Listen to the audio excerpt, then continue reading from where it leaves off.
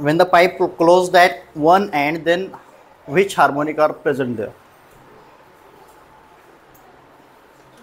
अगर पाइप एक साइड से क्लोज है तो कौन कौन से हार्मोनिक होते हैं वहाँ पे,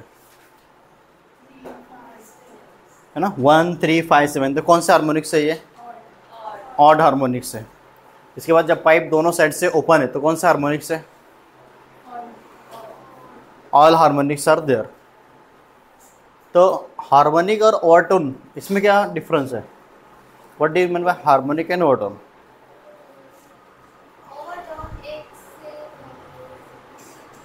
यस, ओवरटोन क्या रहेगा? अच्छा, फंडामेंटल फ्रीक्वेंसी को हम लोग हार्मोनिक कहते हैं। फंडामेंटल फ्रीक्वेंसी को हम लोग क्या कहते हैं और हार्मोनिक कहते हैं ना? तो फंडामेंटल फ्रीक्वेंसी के मल्टीपल के अंदर जो लिखा होगा वो हार्मोनिक होगा। अगर फंडामेंटल फ्रीक्वेंसी के मल्टीपल में 1 लिखा है तो वो फर्स्ट हार्मोनिक, 2 लिखा है तो सेकंड हार्मोनिक, थर्ड लिखा है तो थर्ड हार्मोनिक। अगर 1 के बाद 3 लिखा है तो थर्ड हार्मोनिक, 5th लिखा है तो 5th हार्मोनिक, 6 लिखा है तो 6th harmonic, 7th harmonic, right? तो हार्मोनिक मतलब क्या? The integral multiple of the fundamental frequency is called as a harmonic, है ना? हार्मोनिक मतलब क्या? The integral multiple of the fundamental frequency is called as a harmonic. और overtone कैसे कहते हैं हम लोग? ओवरटोन मतलब जो फंडामेंटल फ्रीक्वेंसी के बाद की जो हायर फ्रीक्वेंसी होगी, जहाँ पर हम लोग को मैक्सिमम साउंड सुनाई देगा, है ना? मतलब next higher frequency than the fundamental frequency is called as a overtone. समझ में आया? तो हार्मोनिक मतलब क्या? What do you mean by harmonic? The integral multiple of the fundamental frequency is called as a harmonic. And what is overtone? The next higher frequency of the fundamental frequency is called as a overtone, जिसे हम लोग overtone कहते हैं, right? अब harmonic और overtone के बाद हमारे पास है and correction. What is and correction? Any idea? किसे बोलते हैं एंड करेक्शन? एंड करेक्शन, अगर हमारे पास एक पाइप है, ये पाइप एक साइड से क्लोज है, ठीक है, और इस पाइप का जो डायमीटर है वो स्मॉल डी है, तो इसका एंड करेक्शन कितना होगा? What is and correction? And correction मतलब एक्चुअल के अंदर क्या है कि जहाँ पर हम लोग ट्यूनिंग फोर्क हम लोग ने यहाँ पे प्लेस की, प्लेस मतलब यहाँ पे हम लोग ने होल्ड की है, तो होल्ड करने के बाद वेव एक्चुअल में यहाँ से प्रोड्यूस हो रही है ट्यूनिंग फोर्क के ऊपर से, मतलब यहाँ पर पाइप के ऊपर से। अगर हम लोग ने ट्यूनिंग फोर्क को पाइप को टच कर दिया तो क्या होगा? ट्यूनिंग फोर्क को पाइप को टच कर दिए तो वाइब्रेशन प्रोड्यूस होंगे या नहीं होंगे? होंगे। हम लोग ने ट्यूनिंग फोर्क को इस तरह से हिट करे, वो वाइब्रेट हो रहा है, ऊपर नीचे हो रहा है, मतलब उसके अंदर वाइब्रेशन हो रहा है। इसको अगर हम लोगों ने पाइप को टच कर दिया तो वाइब्रेशन होंगे क्या? नहीं होंगे, वाइब्रेशन स्टॉप हो जाएंगे। तो उसको हम लोग टच कर दें तो वाइब्रेशन ही नहीं होंगे, तो हम लोग को पता कैसे चलेगा कि ये ऑस्से मतलब रेजोनेंस दे रहा है या नहीं दे रहा है? तो वो ऑसिलेशन को मेजर करने के लिए हम लोग क्या करते हैं, पाइप से थोड़ा सा ऊपर इसको होल्ड करते हैं। तो पाइप से लेकर तो जब तक के ट्यूनिंग फोर्क हम लोगों ने होल्ड किए, उसके अंदर का जो डिस्टेंस है उसे हम लोग बोलते हैं एंड करेक्शन। क्या कहते हैं उसे? एंड करेक्शन कहते हैं। और वो एंड करेक्शन होता कितना है? तो प्रैक्टिकली ये देखा गया कि जो एंड करेक्शन है वो डायमीटर को 0.3 से जब हम लोग मल्टीप्लाई करेंगे तो हम लोग को एंड करेक्शन मिलेगा। तो एंड करेक्शन इज 0.3D। कितना रहेगा? 0.3D रहेगा। अब हम लोग को एंड करेक्शन की वैल्यू फाइंड करनी है कि वो एंड करेक्शन एक्चुअल में अगर फ्रीक्वेंसी और लेंथ हम लोग को दी है तो एंड करेक्शन कितना रहेगा। तो उसके लिए सपोज करो हम लोग ने 2 पाइप कंसिडर किए, इन दोनों पाइप का जो डायमीटर है वो डायमीटर सेम है। दोनों पाइप का डायमीटर क्या है? सेम है, ठीक है।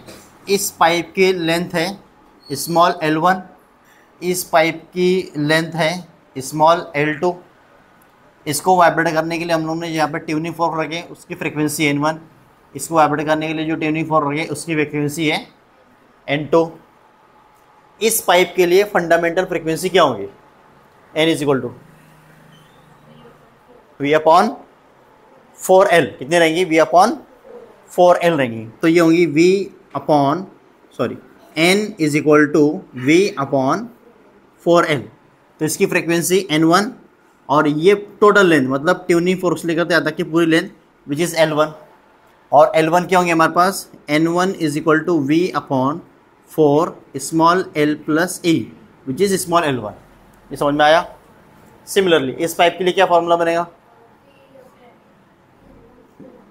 एन इसके लिए क्या रहेंगे फिर fundamental frequency N2 is equal to V upon 4L2 आणि L2 क्या रहेगा, L2 प्लस या डिस्टेंस E।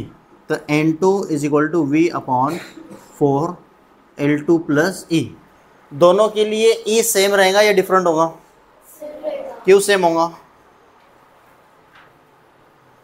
ठीक है सेम होगा, लेकिन क्यों सेम होगा, क्योंकि अच्छा एन करेक्शन फाइंड करना है तो एन करेक्शन फाइंड करने के लिए कौन सा फॉर्मूला यूज करते हैं हम लोग, an correction E is equal to 0.3 into D. दोनों का डायमीटर कैसे है, सेम है, तो फिर एंड करेक्शन भी कैसे रहेगा, बिकॉज ऑफ इसका एंड करेक्शन फाइंड करना है तो E इज इक्वल टू 0.3 क्या करेंगे, इसके डायमीटर से मल्टीप्लाई करेंगे तो कुछ ना कुछ वैल्यू हम लोग को मिलेगी। सिमिलरली इसका एंड करेक्शन फाइंड करना है तो यहाँ पे भी क्या करेंगे, 0.3 को इसके डायमीटर से मल्टीप्लाई करेंगे, जो कि डायमीटर दोनों का सेम है, तो आंसर कैसे मिलेगा हम लोग को, सेम ही मिलेगा, राइट। तो दोनों का एंड करेक्शन कैसे रहेगा, सेम रहेगा, इसलिए हम लोग ने यहाँ पर E और E राइट करे, ऐसा E1 और E2 राइट नहीं करे, ठीक है।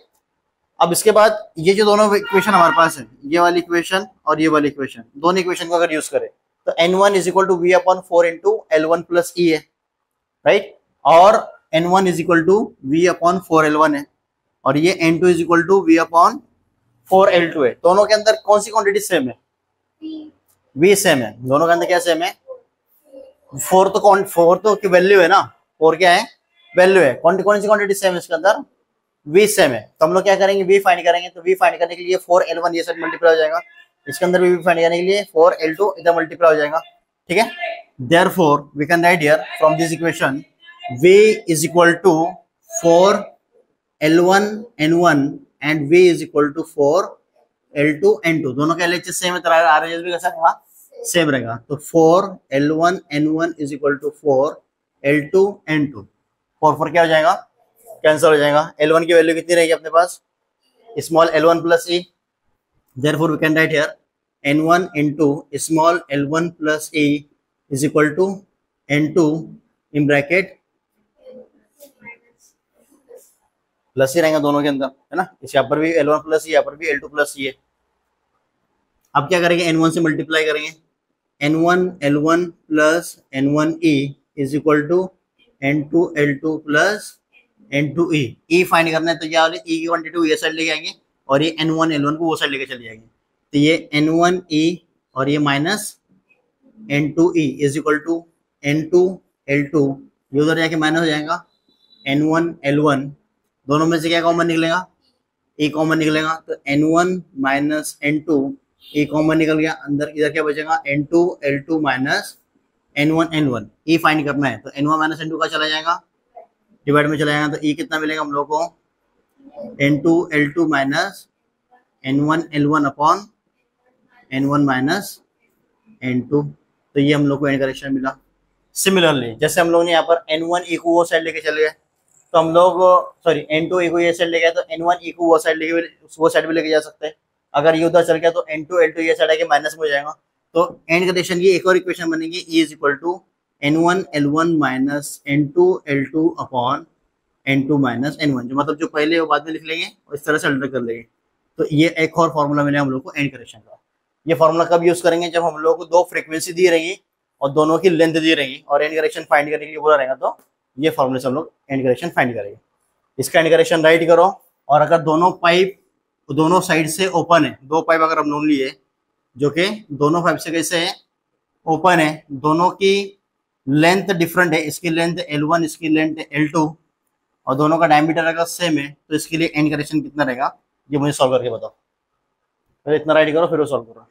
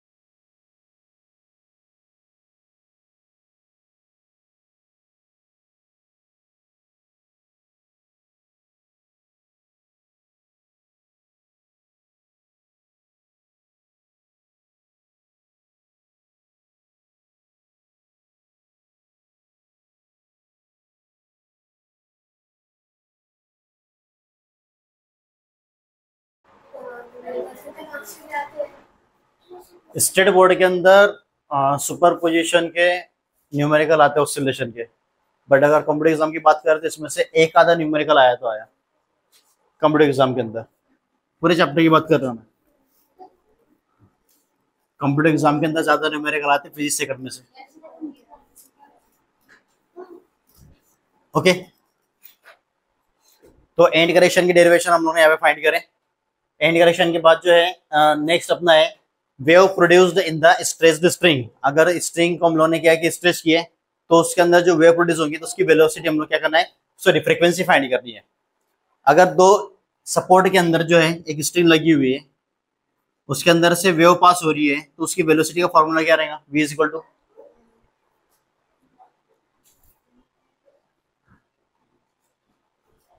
कितना रहेगा formula, v is equal to any idea?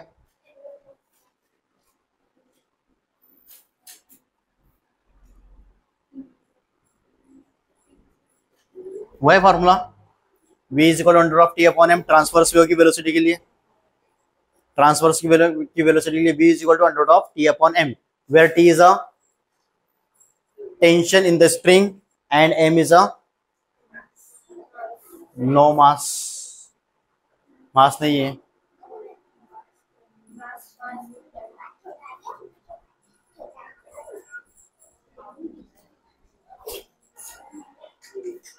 हाँ निकल हमारा T is a tension in the string and m is mass per unit length। ठीक है, तो ये फॉर्मूला हम लोग यूज करेंगे वेलोसिटी और फ्रीक्वेंसी के लिए। तो सपोज करो कि हम लोगों ने क्या किया, स्ट्रिंग लिए, दो सपोर्ट लगाए इस तरीके से इक्वल डिस्टेंस के ऊपर और उनके अंदर वेव को प्रोड्यूस करना है। यहाँ पर स्ट्रिंग लगी हुई है, ये स्ट्रिंग लगी है, स्ट्रिंग की जो लेंथ है वो कांस्टेंट है।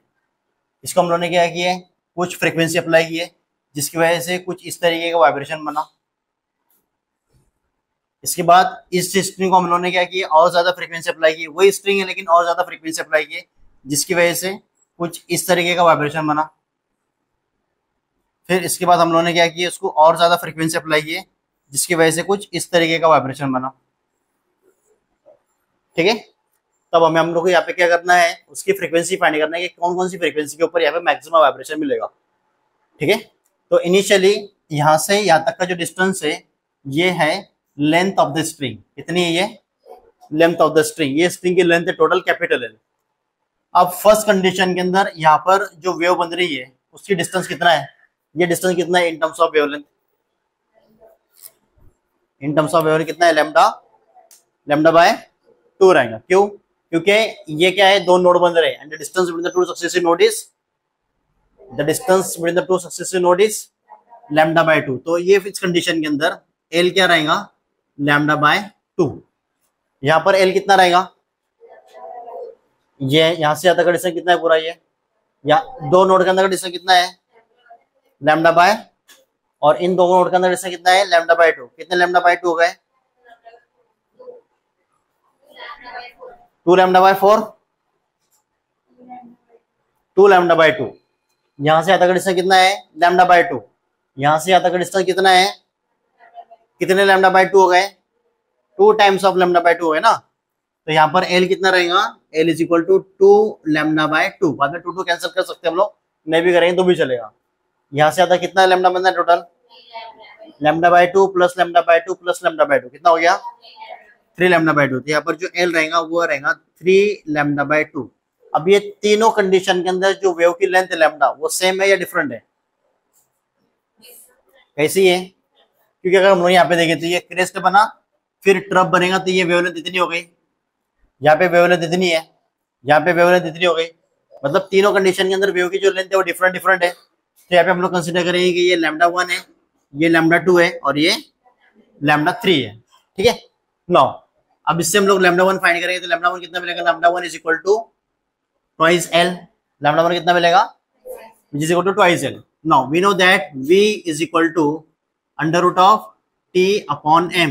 V is equal to under root of T upon M, and also V is equal to n lambda, v is equal to n lambda, and here is a n1 and lambda 1, क्योंकि हम लोग यहाँ पे frequency apply करें n1 और यहाँ पर wave जो लेंथ है उसकी वेव की लेंथ कितनी है लैम्डा 1 है, तो v is equal to n1 lambda 1.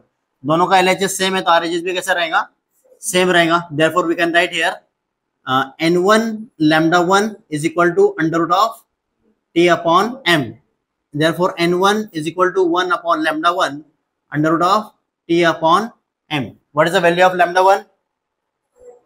which is equal to 2l. therefore we can write here n1 is equal to 1 upon 2l under root of t upon m.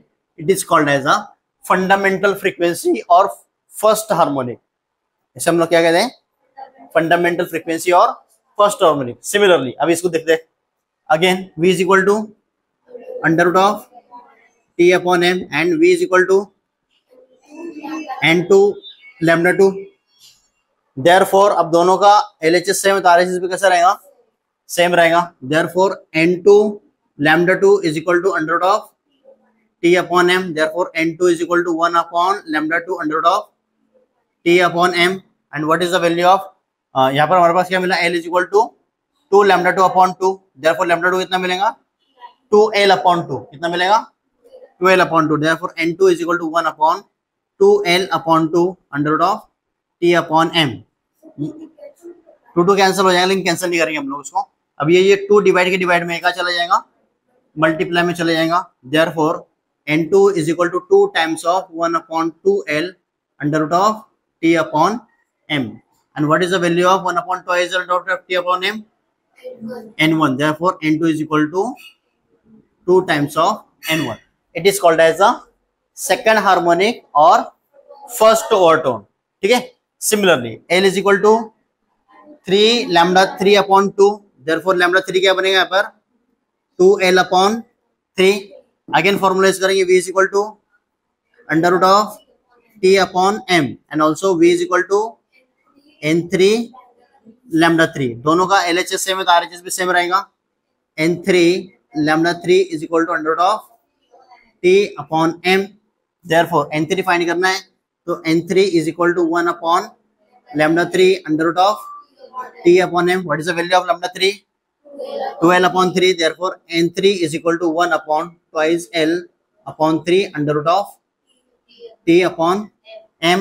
3 divide के divide में क्या चला जाएगा, multiply में. therefore n3 is equal to 3 times of 1 upon 2l under root of t upon m. what is the value of 1 upon twice l under root of t upon m, which is equal to the n1. therefore n3 is equal to 3 n1. it is called as a third harmonic or second order. Right now